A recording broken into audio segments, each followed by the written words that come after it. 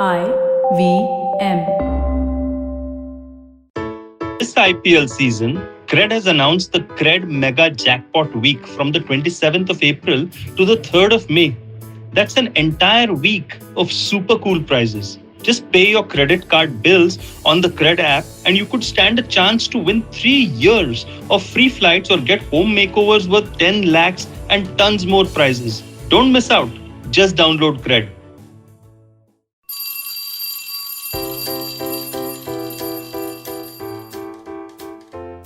Hello, one. Hello, all. Welcome to the Diary of the Traveling Professor. And I'm Siddharth Deshmukh, your friendly neighborhood traveling professor himself.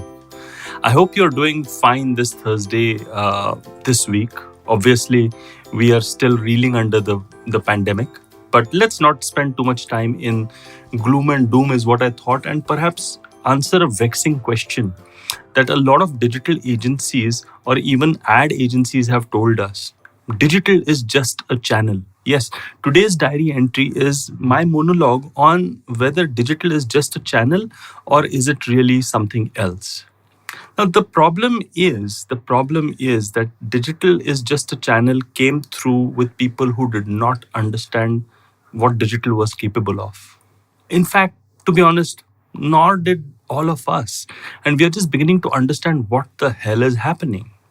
So, just so that people understand, when we say digital is just a channel, it's just yet another channel like television is, like print is, like, newspapers, etc., hoardings. So, digital, whether it's Facebook or Google or whatever, it's just another channel for your brand to reach out to your consumers. And that sounds logical, but I was never convinced about digital is just a channel thing, but I was coming at it from more of a capability perspective.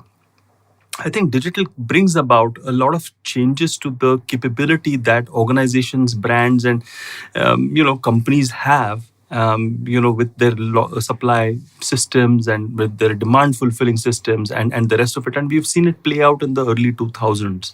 And that was my main grouse against when people said digital is just a channel. But I was kind of veering towards the fact that it's not all about digital marketing. It's a digital revolution that goes beyond marketing.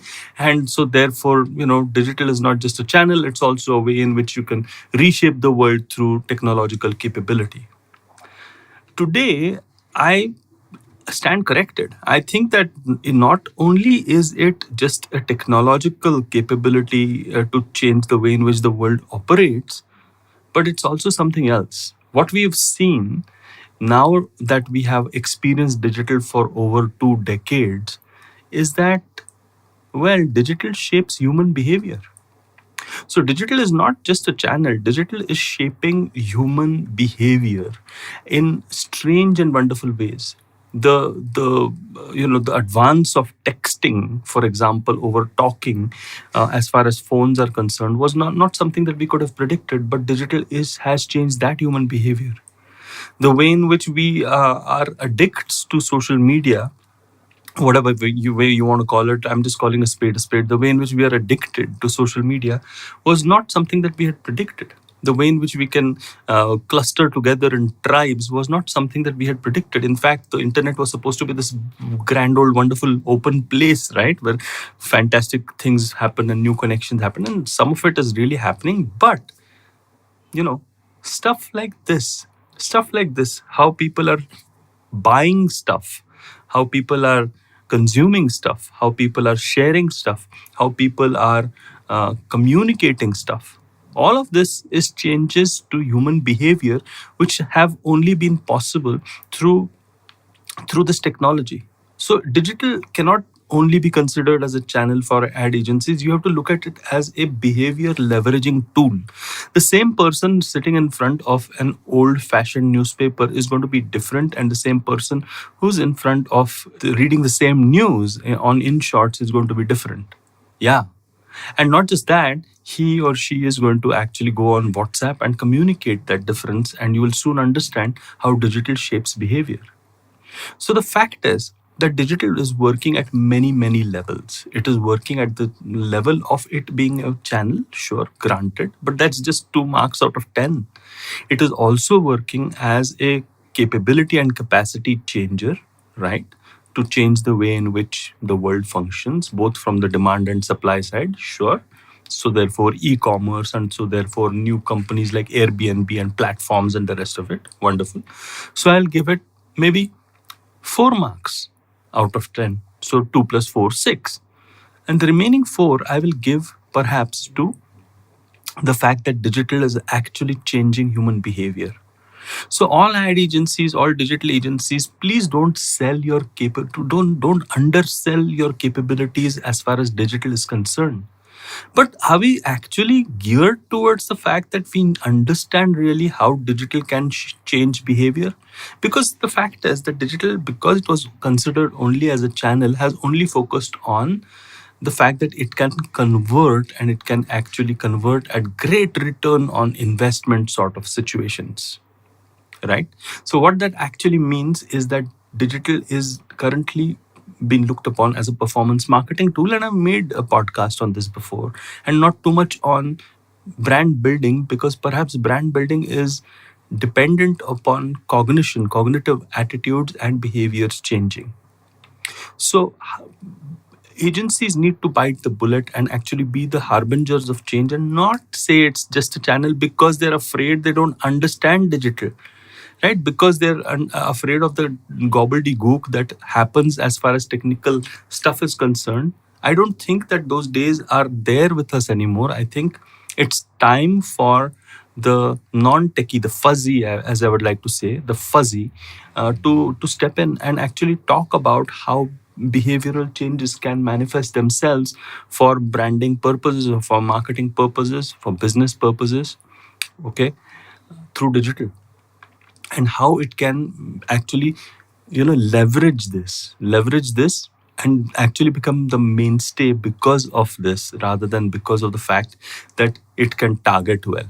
I think digital was always sold on the platform of, or rather on the premise of addressability. You can address your target audience really, really specifically, and that is the big magic and promise of digital. And sure, that is true. But we had never anticipated that the person who is targeted and addressed is going to show behavioral modifications that can actually be very curiously exciting for any marketer. Right? So I think it's high time that we kind of update our frameworks, update our theories, update our concepts to bury the digital is just a channel thing. Also, digital improves capabilities thing, which was my own thing. And then actually look at the fact that it is significantly changing the way in which we are behaving in this wonderful world that we have. Right? Food for thought for the weekend. Maybe you can have a think about how your brand will benefit if you suddenly decide that digital is not just a channel, but digital is a way in which you can perhaps shape a few behaviors of some prospects, of some returning customers, of some customers who have gone over to competition. And it's not just about performance, but it's about shaping behaviors, right? Hope you like this diary entry of mine. Many more to come from where this came from. And I hope you have a healthy, safe, happy week going ahead. And do reach out to me in case you need me to shout out any help that you require on any platform that I'm using for COVID purposes, or just answering any questions. Yeah. Sometimes we need a little bit of, reskilling that we can do. The Sweat and Peace podcast that I made on Tuesday, perhaps still lingering on in my mind. And do listen to podcasts like these for entertainment and education from IVM Podcasts. Just go download the app and follow me. I'm the Traveling Professor on LinkedIn and Instagram. Until next time then. Until next time. I hope you enjoyed that show. If you aren't following us on social media, please do. We're IVM Podcasts on Twitter, Facebook, and Instagram. We'd like to thank the sponsors on the network this week, thewholetruthfoods.com, Seat, PayPal, and Cred. We thank you all for your support. Tune into The Note, where Maruk Inayat talks to Dr. Bipin Joshi about the second wave of COVID. He calls it no less than World War III. On The Habit Coach, Ashton was joined by Yoshita Dave, who's a sex educator and intimacy coach. On Paisa Vaisa, Anupam Gupta was joined by Amit Thakkar and Hiral Jain of Market Pulse Technologies, and they talked about trading in Indian markets. All Things Policy by the Takshashila Institute had on board Mihir Mahajan and Pranay Kotastane to talk about the recent changes in the Indian intellectual property front. You should definitely check out the Cyrus Says episode with Ace casting director Mukesh Chabra. They discussed some of his best work. We also had Ira Mukhoti, who has authored various books on history and mythology from a female gaze. The IPL season's in full swing, and we have Edges and Sledges in English and Khel Niti in Hindi if you want to check out cricket content. Really great conversations on both of those shows. Do check those out. And with that, I hope to see you again next week. Hi, I'm Zarina Poonawalla, host of the Empowering Series podcast on the IVM network. I happen to be a peak performance coach and leadership coach by profession, and I'm here to share with you productivity tools, life-altering techniques, and real-life hacks to help you achieve your maximum potential in everything you do, your relationships, professions, careers. So tune in every Monday to unleash your inner power. Be safe, be well, be empowered.